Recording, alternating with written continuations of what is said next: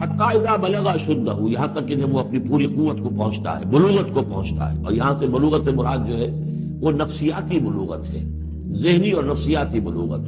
ایک جسمانی بلوغت ہوتی ہے، وہ تو 16 17 18 اس سال کے اندر آدمی جو ہے وہ پورا بالغ ہوتا ہے.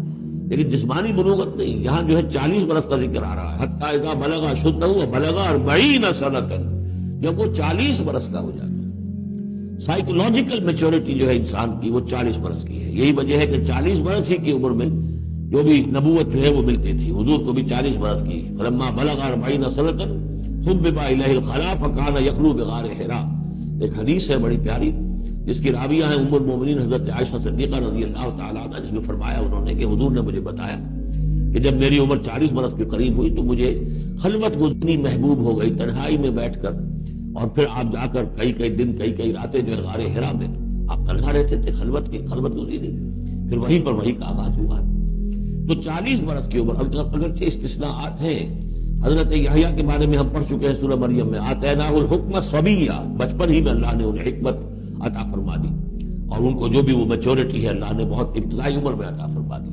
حضرت عیسیٰ کا معاملہ بھی ایسا ہی ہے، لیکن عام قاعدہ قانون وہی ہے 40 برس کا. تدبر قرآن مولانا امین احسن اصلاحی.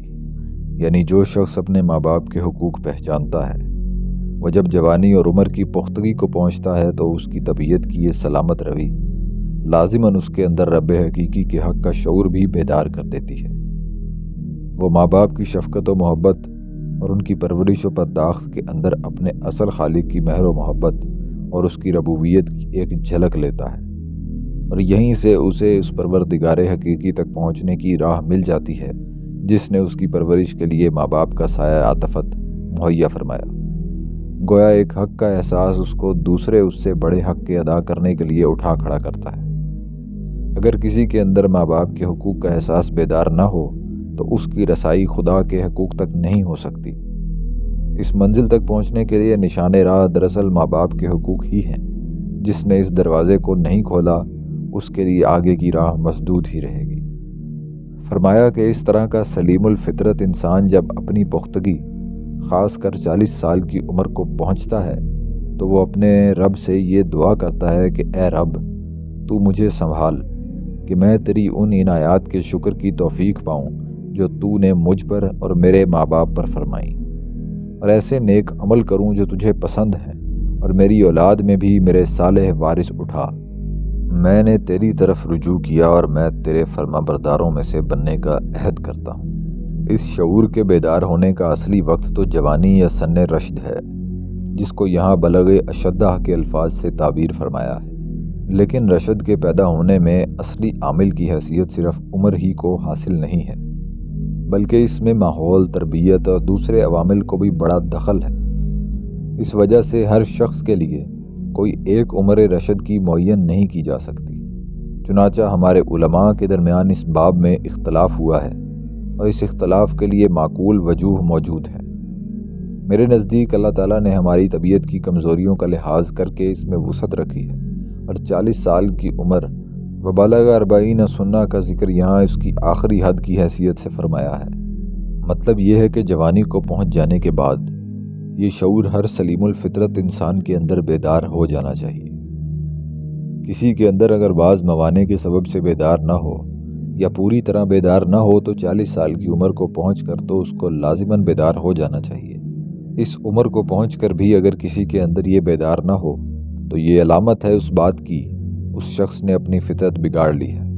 اس سے یہ اشارہ نکلتا ہے کہ رب رحیم و کریم نے ہماری طبیعت کی کمزوریوں کا لحاظ کر کے 40 سال کی عمر تک فی الجملہ رعایت رکھی ہے. اس کی وجہ ظاہر ہے کہ یہی ہے کہ اس عمر تک جذبات و خواہشات کا نفس پر غلبہ ہوتا ہے. آدمی اگر اپنی اصلاح کی کوشش کرتا بھی ہے تو بسا اوقات خواہشوں اور جذبات سے مغلوب ہو کر راہ سے بے راہ ہو جاتا ہے. 40 سال کے بعد جذبات و خواہشات کا زور ٹوٹ جاتا ہے. اگر آدمی ان کو غلط طریقے پر مہمیز کرنے کی کوشش نہ کرے تو وہ اپنے راہوار نفس کو قابو میں کر سکتا ہے. اس وجہ سے اس کے بعد اسے کسی مزید الاؤنس کی توقع نہیں کرنی چاہیے. یہ امر یہاں ملحوظ ہے کہ یہاں جو بات فرمائی گئی ہے عام انسانی فطرت اور عام انسانی ماحول کو پیش نظر رکھ کر فرمائی گئی ہے۔ ایک خالص اسلامی معاشرہ اور اسلامی ماحول کو پیش نظر رکھ کر نہیں فرمائی گئی ہے۔ ایک بگڑے ہوئے معاشرے کے اندر مزاحمتیں زیادہ ہوتی ہیں۔ اس وجہ سے اللہ تعالیٰ ان لوگوں کے ساتھ خاص رعایت فرماتا ہے جو اس طرح کے معاشرے کے اندر اپنی اصلاح کی کوشش کرتے ہیں۔ ایک اسلامی معاشرے میں یہ مزاحمتیں نہیں ہوتی، اس وجہ سے اس میں لوگوں کی مصولیت بھی زیادہ ہے۔ فی ظلال القرآن سید قطب۔ یہاں تک کہ جب وہ اپنی پوری استطاعت کو پہنچا اور 40 سال کا ہو گیا تو اس نے کہا، اے میرے رب، مجھے توفیق دے کہ میں تیری ان نعمتوں کا شکر ادا کروں جو تو نے مجھے اور میرے والدین کو عطا فرمائی، اور ایسا نیک عمل کروں جس سے تو راضی ہو، اور میری اولاد کو بھی نیک بنا کر مجھے سکھ دے۔ میں تیرے حضور توبہ کرتا ہوں اور تابع فرمان مسلم بندوں میں سے ہوں۔ انسان سن رشد کو 20 اور 40 کے درمیان پہنچ جاتا ہے۔ 40 سال رشد و ہدایت کی انتہا ہوتے ہیں۔ اس میں انسان کی تمام قوتیں مکمل ہو جاتی ہیں اور انسان تدبر اور تفکر میں مکمل ہو جاتا ہے۔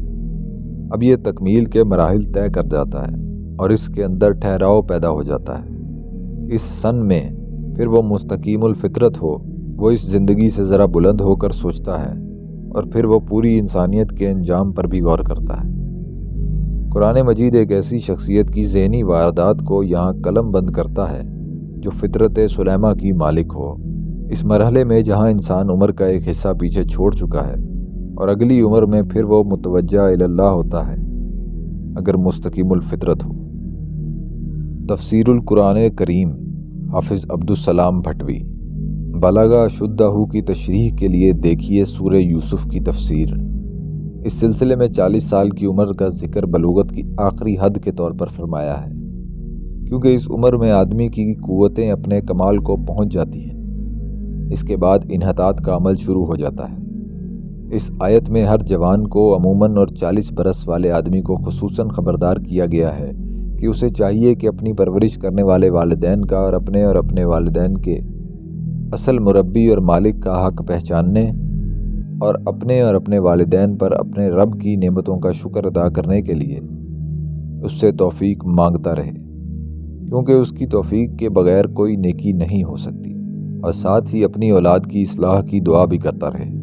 اس طرح والدین کے حقوق کی پہچان اور ان کی ادائیگی، اس کے لیے اپنے رب کے حقوق کی پہچان اور اس کی توحید پر استقامت، اس کی عبادت میں اخلاص اور اس کی نعمتوں پر شکر کا ذریعہ بن جائے گی، جو انسان کی زندگی کا اصل مقصود ہے۔